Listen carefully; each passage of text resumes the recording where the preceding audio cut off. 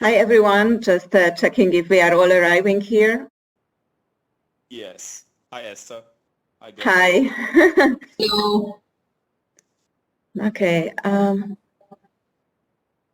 We have a nice big group today. Just checking briefly. I'm really echoing, right? Is the sound okay for you when I'm? It's okay, but we should keep our mics muted unless we are speaking. That was the reason. Please go ahead. Okay. Then just to check one more thing from the cities who presented, we have here Malmö, right? And do we also have here Panaji, or they had to leave? I'm not sure, but yeah. Well, people are still joining, so you can just start and maybe post in the chat when they are coming and when not, and I will check in follow. No, just to know that the participants can maybe even ask questions to class from Malmö if they have any to take this time. Though the time is very, very short, and we will use Miro to help us to collect our ideas, your ideas, basically. I'm only here to moderate. So we would like to hear from you. What are your barriers your city is facing? What are the biggest challenges now focusing on finance? So building up bankable projects and to access finance. Then if you have any solutions you found for those challenges to overcome those challenges. And then if there is any idea you would like to replicate. And we will then have some main conclusions based on that, which we will share with the whole group in the main room again. So because of the limited time and the big number of the group, we will not have now a round of introduction, but feel free to use the chat box at any time.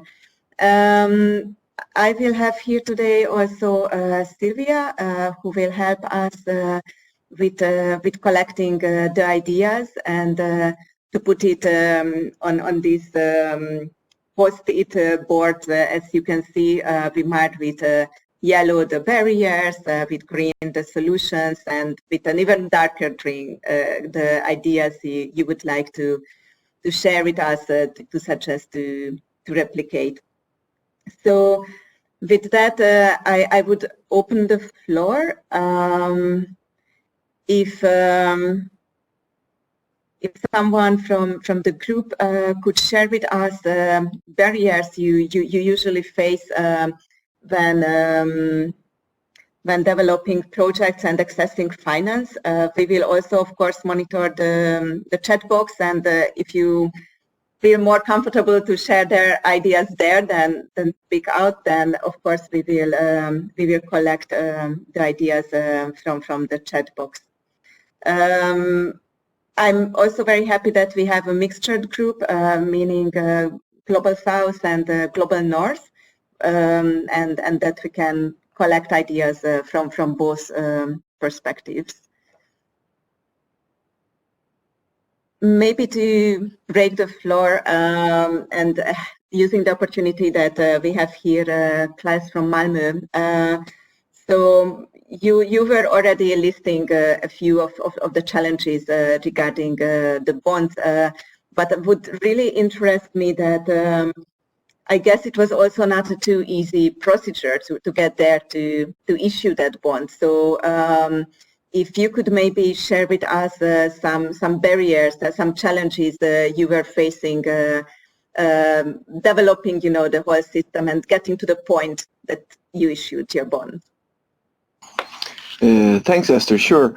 Well, I think when it comes to green bonds, we could pretty much copy and paste what other Swedish cities had done.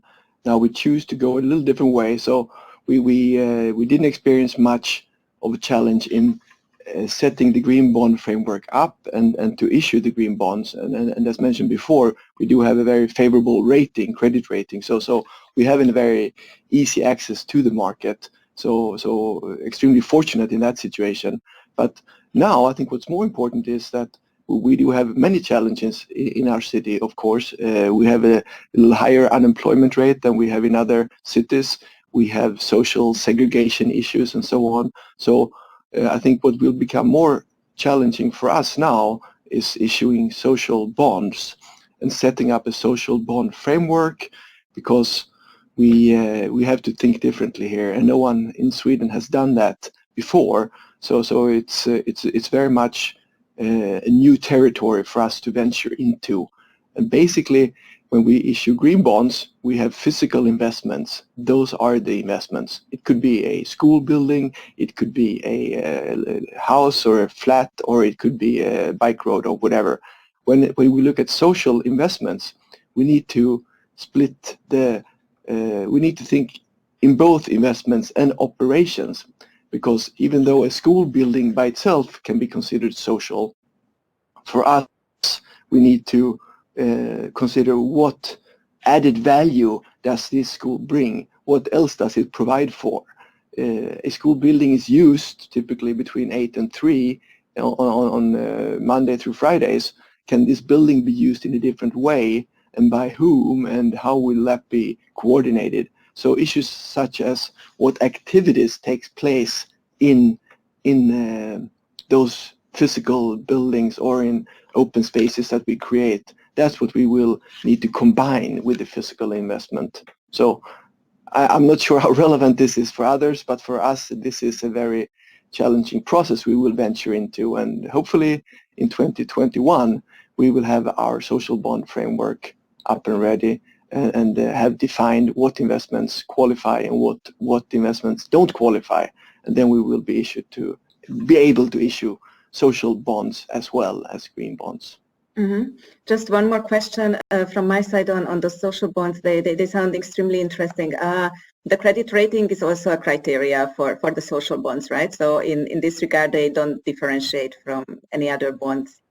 No, correct. I think it's not a necessity to have a credit rating, but it makes it, of course, easier for us to access the market. We typically don't find investors from very broad and far. I think it's pension funds and local or Nordic investors that place their money with us. So it's, from a financial perspective, it's really nice to know that the borrowers know how we use the money. We didn't report back to investors in the past. If you go back 5-10 years, this didn't happen. But this puts strain on us, our internal organization, in terms of how do we create the reports, how do we measure, what KPIs do we need to focus on. The rating facilitates, but it's not necessary. So I would imagine another city in India with the access to the capital market could also choose to issue green or social bonds using those guidelines that are internationally accepted by ICMA. So it's rating is not a necessity. Okay, that's great news. Also for replicability. Meanwhile, we received also in the chat box from Madhu Bharti a comment regarding the challenges working in the city of Ahmedabad, and although not in the city government. And I believe one of the biggest challenges for the city is realization of funds from other sources, direct income. I'm not sure if you can explain what other sources you mean when you speak about external sources, if you also mean international external sources, or the focus is more on the national external sources. So how do you mean both? So if you can elaborate. Yeah. Hi. I think the challenge for the city governments is to get the funds which are due to the city government, like for example, from the property tax, from the development charges, from the other revenues which they collect from the locally. You may be aware that in Ahmedabad city, they have implemented the road network called bus rapid transport system. and they're also implementing the new metro system. It's a small network, but it's under implementation. Now, what has happened is that all the plots on the side of the bus rapid transport system and on the side, on the boundary of the metro, the land values have increased drastically, which is expected, but the city government has not been able to capitalize on those values. So I think this, and the money that is being invested there is from the city government. Of course, some part of it comes from the state and the central government, but it is largely the responsibility and the project of the city government. Yes, metro is being implemented by the government of India under a new SPV.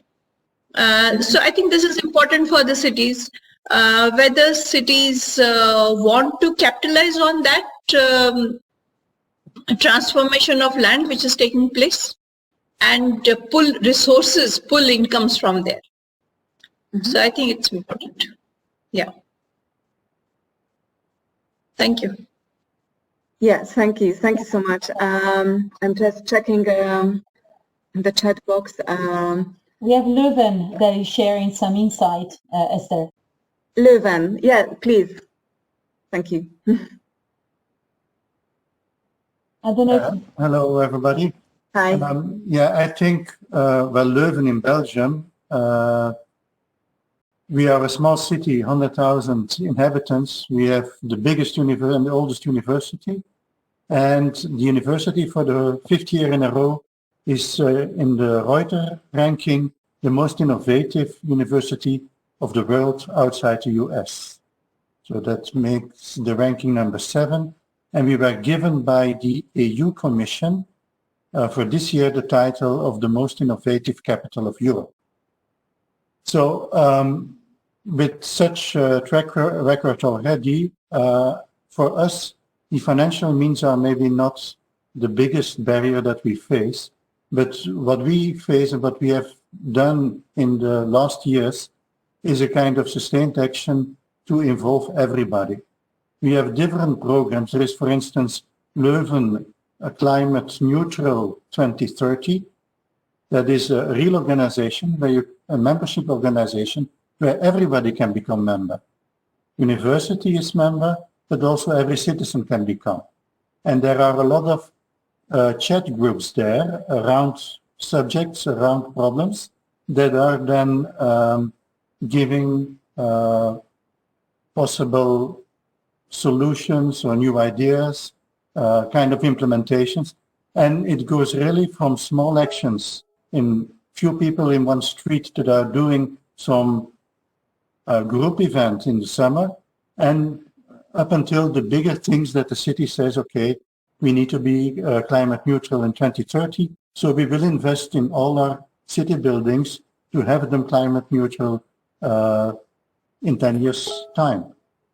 All that bringing together creates a fuss, and that fuss, so all communications channels from the city, but also from companies towards their own employers, all is used to keep all these subjects on the agenda, to keep them in the public space.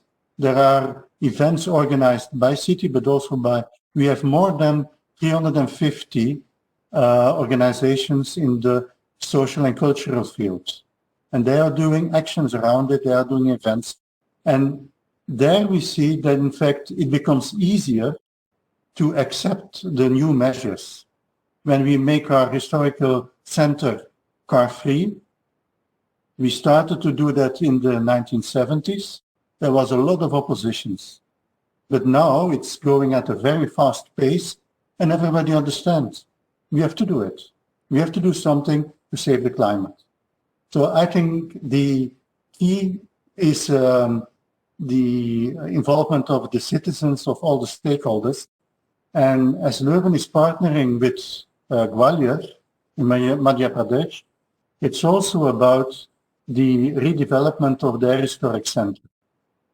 And there you can see that it didn't really start already to have everybody on board. And that's really a program that we try to develop together with Wally. Thank you. Thank you so much. We have only 4 minutes left, and we got a very interesting comment from Saili Mankikar, saying that indigenous funding is a big question mark. Cities depending on indigenous funding will eventually go bankrupt, especially after local taxes got summed into the GST. I'm not sure what is the GST. I feel there is a need for cities to get a percentage of the GST, just as it is in some cities like those in South Africa and Brazil, as an equalization amount. Saili Mankikar, can you elaborate a bit your point, please? Goods and services tax. Hello, can you see me? Can you hear me? Yes, we can. Yeah, hi. So, hi, I'm Saili. I'm a senior fellow at the Observer Research Foundation. This is a think tank based out of Mumbai. And I've interacted with Neelab and Panagiotis, and that's how I'm here. So basically, I look after city funding and study the subject. So what I was basically trying to say is, while we are pretty keen about having indigenous funding coming to cities, the problem is, so GST is basically a goods and services tax that came into the country 2 years ago. And what has happened, that local taxes like octroi and LBT, which is again a local tax, it got subsumed into this larger chunk, which goes into the central taxes. Now the central taxes, they give a part of this to the states, and a part of that from the states comes to the cities, but there is no commitment as such. So something that was taken away from the cities is not being given back. So there has to be some sort of a amount that is kept aside for thing that I've been propagating, and many thinkers in India have been propagating, is bringing in a city GST, which is a compulsory amount that the central government actually sets up for cities, and it goes down. And this should be an absolute fund that goes down. The other thing is that with Neelab was talking about, the constitutional amendments. So he was talking about devolution of powers to cities and the different. So there are 18 functions that the Indian Constitution site was, but if you study these 18 functions of the cities, only 11 functions of the cities have money allocated beside it. Okay, so you expect the cities to do 18 functions, but you allocate money only for 11. You take away the money through some taxes and put it into the GST. How are you expecting cities to really grow, is what I'm, So it's a big, but just putting in my little point there.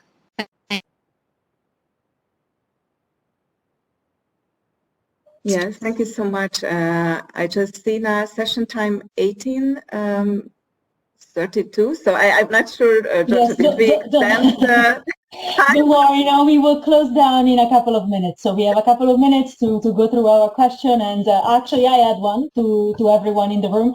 I was wondering who, after this discussion today, has any idea of any new mechanism or any solution that they would like to try out. And I see that Manish is telling us that he would like to try out green bonds. Hello, am I audible? Yeah. Yeah. So basically in Delhi, I belong to Delhi City, Delhi National Capital Territory. The government has introduced solar lamps over the school buildings. Now, this is a very good thing because we have a huge number of schools across the cities in the country, and especially the municipal schools are quite big in terms of area and circumference, and also the playground area. So if these schools as an individual entity or a cluster of schools can apply or become eligible for such type of credits, like the Nagpur SPV mentioned that Indore city has today got some carbon credits. So we should look for this unique model where municipality schools can become eligible, because there is I know I can understand the governance issue, because some schools are under education department, some are under municipal department, but collectively both government and the private school can access these carbon credits. Yeah, thank you.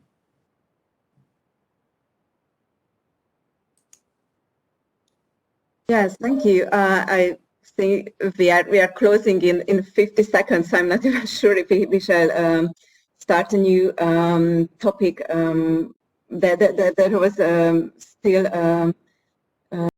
so many comments. I even have difficulties to go through, but we will keep record of everything, take the chats and include them into the panels that you see in the back and send them back to everyone as a wrap up for the discussion, of course. And if there is any other comment, we only have 20 seconds, and then Eszter will give, of course, the general wrap up, so you can also comment, of course, during the plenary if you want.